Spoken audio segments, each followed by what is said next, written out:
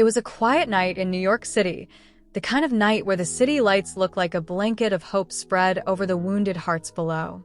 Inside St. Mary's General Hospital, the air smelled faintly of disinfectant and despair.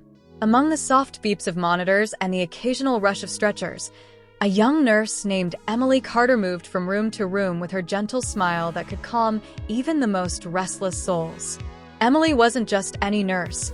She was the kind of woman who carried warmth in her eyes, someone who believed that even pain had a purpose. Life hadn't been easy for her. She'd grown up in foster homes after losing her parents at 12, learned to fight for every dream, and worked her way through nursing school by doing 2 jobs at a time. Helping others wasn't just her career, it was her healing. One winter evening, a new patient was brought in, Ethan Miller, a 32-year-old architect whose kidneys were failing. The doctors said his condition was critical. He needed a transplant soon, or his body would shut down. Ethan was handsome, confident, but behind his proud smile was the fear of dying too young. Emily was assigned as his primary nurse. At first, he barely spoke, avoiding her soft questions with short answers. But Emily's calm patience slowly melted his resistance. Night after night, she sat beside his bed, talking about the world outside. The laughter of children, the smell of rain, the meaning of small kindnesses. Ethan began to look forward to her visits. In that sterile hospital room, something unspoken grew, a quiet connection neither of them planned for. Weeks passed, but Ethan's condition worsened. His kidneys were shutting down faster than expected, and the donor list was long. The night the doctors told him there was little hope, Emily sat by his side. He whispered, "I don't want to die here alone." Emily took his trembling hand and said softly, "You won't." The next morning, she did something no one expected. She volunteered to be tested as a donor. Against all odds, her kidney was a perfect match. When the doctors told her, she stood frozen, half terrified, half determined. Ethan refused at first. "You can't risk your life for me," he said. Emily smiled faintly. "Maybe saving you is the reason I have mine." The surgery was risky, but it was successful. Ethan recovered slowly, and every time he opened his eyes, he saw Emily there, pale and weak from her own operation but still smiling at him. In those days of recovery, love bloomed quietly between them. After months of healing, they left the hospital together, hand in hand. Ethan promised her a new life, one where she'd never have to struggle again. They got married in a small garden behind the same hospital where they had met. Everyone said it was destiny. For a while, it truly felt like a fairy tale. Morning coffees, laughter, long walks, and the peace of 2 hearts that had already survived death together. But life, as it often does, changed. A year after their daughter Grace was born, Ethan's world began to drift away. The success of his architectural firm, the attention, the long nights at work, slowly, he started forgetting the woman who had given him a second life. Emily tried to hold on, but every gentle word was met with distance. One night, she found messages on his phone.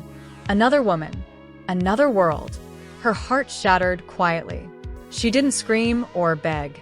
She simply looked at him and said, "I gave you part of me to save your life. I can't give you what's left to save your pride." Ethan left. Grace was only 3. Emily sold her wedding ring to pay rent, went back to the hospital, and worked double shifts. There were nights when she'd sit by the window, her surgical scar aching, wondering if kindness was a curse. But every morning, Grace's tiny hands wrapped around her neck reminded her that love, even broken, was still worth living for. Years passed. Grace grew up watching her mother fight the world with silent strength. She studied hard, driven by the stories of her mother's sacrifices. When she turned 24, she became a nurse at the same hospital where Emily once saved a man who forgot how to love. The doctors often said Grace had the same eyes, the same compassion, like her mother before her. Emily, now older and wiser, had opened a small home care clinic. It wasn't rich, but it was hers, a place for people who had nowhere else to go. Grace would help her after work, both of them healing others as if to stitch the holes life had left in their own hearts. Then, one evening, fate brought back a ghost from the past. Ethan Miller, now older and weary, walked into Emily's clinic. Time had taken his charm. Regret had softened his voice. He had been diagnosed with heart disease and needed care. When he saw Emily, he froze. Tears filled his eyes. "You're still saving lives," he whispered. Emily looked at him quietly. "Some lessons take a lifetime to learn," she said. She didn't hate him anymore. She had outgrown the pain. Her peace came not from revenge, but from the life she built despite him. Grace, standing beside her, didn't even recognize the man. To her, he was just another patient. Ethan stayed in their care for a few months. He watched Grace every day, the daughter he once abandoned, without ever revealing who he was. When his condition worsened, he called Emily to his bedside. "I know I don't deserve forgiveness," he said, "but I wanted to say thank you for everything." Emily smiled sadly. "You were part of my story, Ethan, not the end of it." That night, he passed away peacefully. Emily closed his eyes, whispered a prayer, and walked outside. The sky was heavy with stars, and for the first time in years, she felt light. Grace came to her, holding her hand. "Are you okay, Mom?" Emily nodded. "Yes, sweetheart. Some endings are just new beginnings we didn't see coming." Years later, Grace expanded the clinic into a hospital and named it the Carter Hope Center, a tribute to her mother's strength and the belief that love, even broken, could heal.